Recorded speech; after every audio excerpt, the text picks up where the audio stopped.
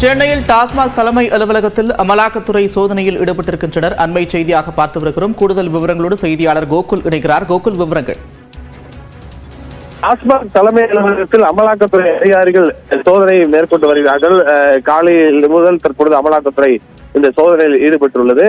குறிப்பாக சட்டவிரோத பணப்பரிமாற்றம் தொடர்பாக அமலாக்கத்துறை அதிகாரிகள் சோதனையில் ஈடுபட்டிருப்பதாக முதற்கட்ட தகவல் இருக்கிறது. குறிப்பாக டாஸ்மாகில் மதுபானம் கொள்முதலில் ஏற்கனவே வரி ஏய்ப்பு நடந்திருப்பதாக இருக்கக்கூடிய புகாரில் வருமான வரித்துறை அளித்திருக்கக்கூடிய ஆவணங்களின் அடிப்படையில இந்த சட்டவிரோத பணப்பரிமாற்ற தகவலின் அடிப்படையில் தான் இந்த சோதனையானது நடத்தப்பட்டு வருகிறது. குறிப்பாக தனியார் மதுபான ஆலைகளிலிருந்து மதுபான கொள்முதல் செய்யப்படுவதில் வரி ஏய்ப்பு நடந்திருப்பதாக ஏற்கனவே முன்னாள் மத்திய அமைச்சர் ஜெகத்ரட்சகனுடைய இடங்களில் வருமான வரி சோதனையில் மேற்கொண்டு பல ஆவணங்களை கைப்பற்றிருக்கக்கூடிய நிலையில இந்த சட்டவிரோத பணப்பரிமாற்றம் நடந்திருப்பதாக இருக்கக்கூடிய தகவலின் அடிப்படையில் முதற்கட்டமாக அமலாக்கத்துறை டாஸ்மாக் மேலாண் இயக்குநர் அலுவலகத்திலையும் சோதனையில் ஈடுபட்டிருப்பதாக தகவல் வெளியாக இருக்கிறது.